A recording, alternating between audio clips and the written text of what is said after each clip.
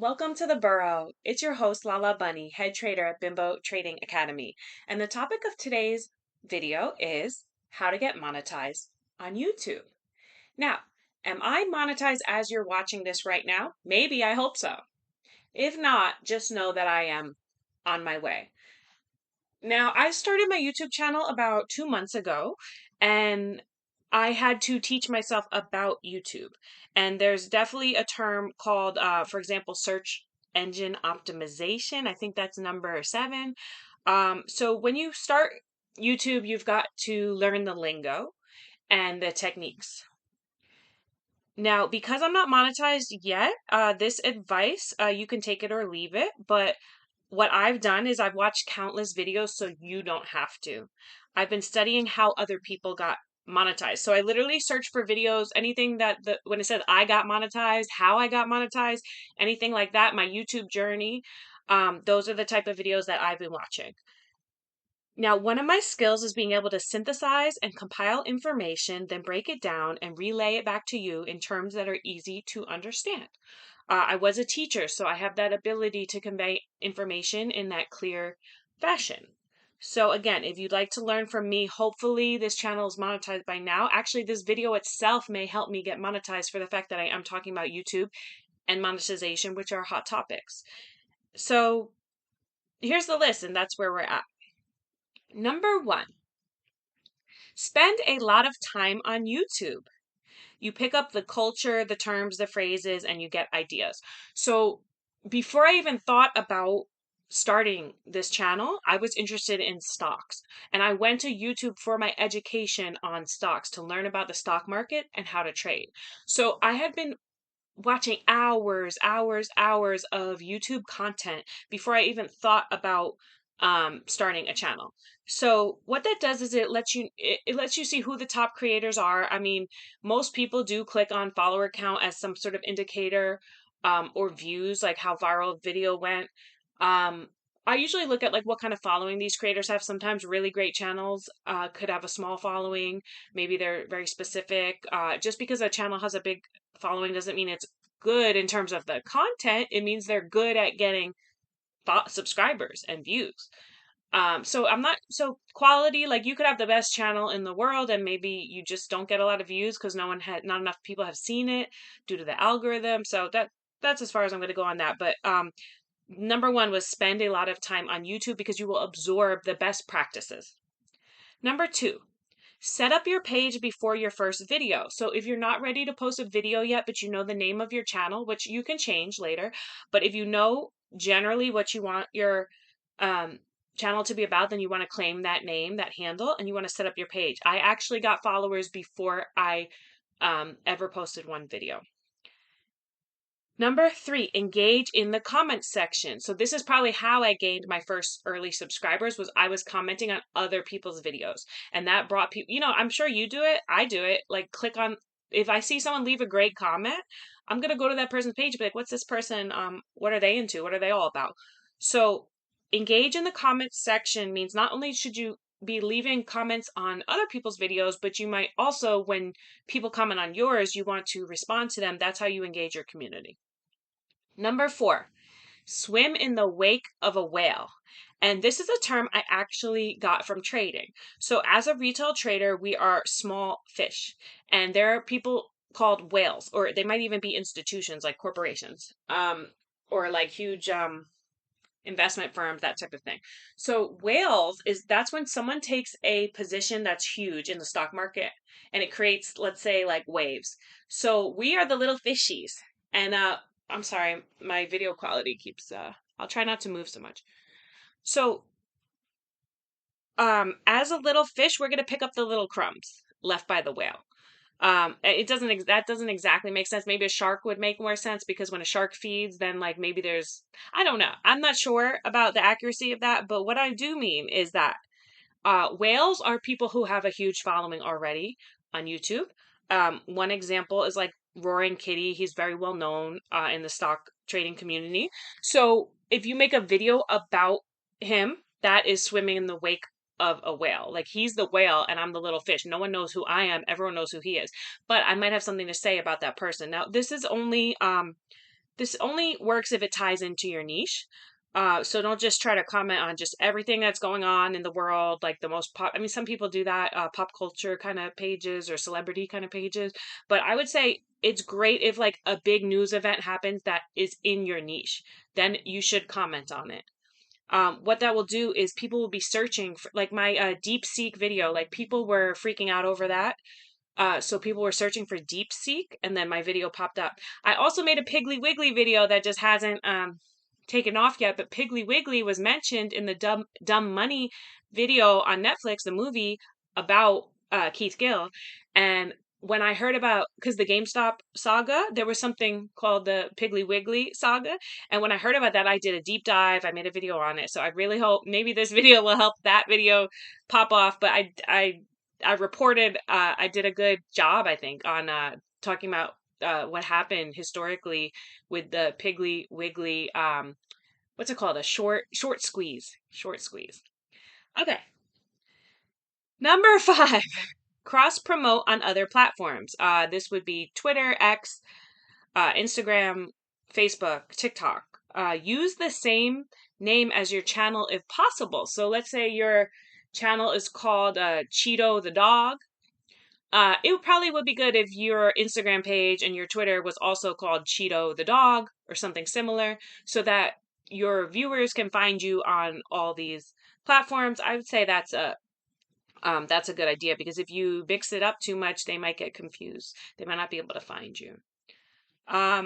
Number 6, populate your page so it doesn't look sparse or lonely. So this is where you can add community posts, you can add playlists. So like when people first go to your page, like that's their first impression when they just go to your channel.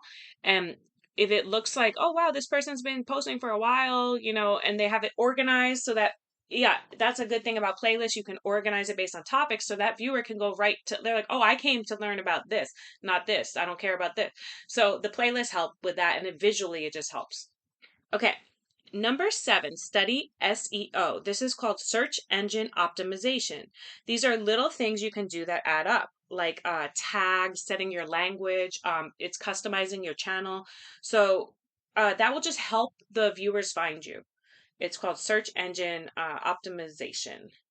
Number 8, avoid cursing and taboo topics. So YouTube allows a slight amount of cursing, and what I read or heard is not to do it in like the very beginning of your video, because that's the first impression. So advertisers, they might not be interested in that if they think that you're cursing, that's a major theme, you're going to do that throughout. They don't really trust it. So occasionally, just because we're human, we might accidentally say a certain word, and sometimes I've seen them bleeped out on pages, and I wonder if the bleep out is because of like um to so that it makes their page more friendly toward advertisers. But keep in mind, it's not just cursing. There are some taboo, off limit topics, and if you discuss these, your channel might get sort of, I guess, like suppressed, or they say shadow banned, that type of thing. I don't know if that's like per video, for the whole channel. No one quite knows all these things, but I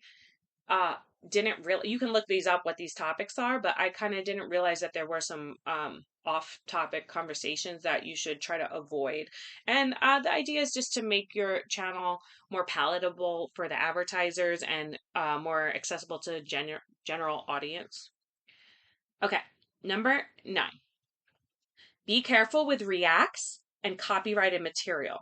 This would be something like music or TV playing in the background. So if I had a song playing right now, my page might get flagged because that artist copyrighted that song and I can't use it. I don't have permission to use it. And this can lead to demonetization. So demonetization is when you've reached the qualifications for monetization and everything's going good, and then you get flagged. And I think there's something called a community. I have to look up what that is. It's kind of like an offense. But yeah, strike. It's called a strike. It's a strike against your channel. I think that's what it's called. So if you just have to be careful. Once you get monetized, that does not mean you'll be monetized forever. There might be a reason that you get demonetized, and there's a process to get remonetized. So I've heard of the struggle of some people. Individual videos, I think, get demonetized. Probably sometimes the whole channel, sometimes individual videos. And one thing is you can't even reuse your own content. So be careful. Like sometimes you might just be like, oh, I'm going to repost this videos from really a long time ago and I want to repost it. And it's not the best idea to post duplicate content. It has already been watermarked by YouTube. So YouTube will not promote it if it's duplicate content. Okay. Number 10, go on a walk or sleep on it. So that means like when you're in your creative process, you're getting frustrated, um, take a day off. Never force YouTube. I only do it when I'm in a creative mode and when I feel good and I just feel relaxed because I never want this to be a chore. Like that's what leads to burnout. I could care less if I post on a regular schedule. I'd rather just post when I'm feeling good. So go on a walk or sleep on it. That's also if you're feeling like you're not inspired, you don't have any ideas, or you have like a kernel, like an idea for a video, but it's not fully fleshed out, then like when you think the best, when you're actually walking or sleeping.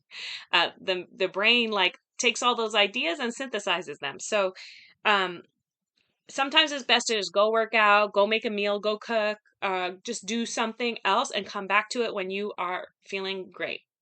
Because that energy will be conveyed to your audience. So if you're like, oh, I gotta make a YouTube, like no, that's not gonna work. People want to feel inspired. Okay, I always include bonuses on my list. So that was 10 lists. I guess I'll go over them because in a concise fashion that might be helpful. So spend a lot of time on YouTube, number 1.